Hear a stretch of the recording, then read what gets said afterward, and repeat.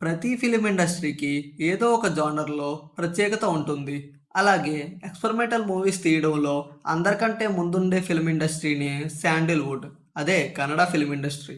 అందుకే ఈ వీడియోలో మనం వరల్డ్ వైడ్‌గా హైయెస్ట్ గ్రాస్ కలెక్ట్ చేసిన టాప్ 3 కన్నడ మూవీస్ ఏంటో తెలుసుకుందాం. ముందుగా ఫస్ట్ ప్లేస్‌లో ఉన్న మూవీ 'కేజీఎఫ్ చాప్టర్ 2'.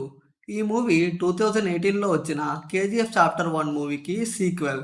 ఇది 2022లో రిలీజ్ అయింది. అలాగే ఈ మూవీ వరల్డ్ వైడ్‌గా 1250 కోట్లు కలెక్ట్ చేసింది. సెకండ్ ప్లేస్‌లో ఉన్న మూవీ 'కాంతార'. ఈ మూవీ కూడా 2022లోనే రిలీజ్ అయింది.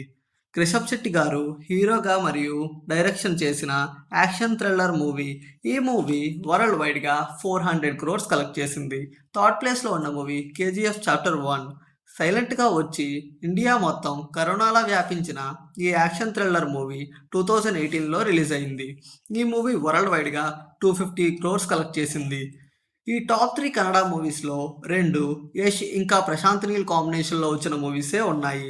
ఇప్పుడు శాండిల్‌వుడ్ టాప్ 3 మూవీస్ యొక్క యావరేజ్ స్కోర్ ఎంతుందో చూద్దాం.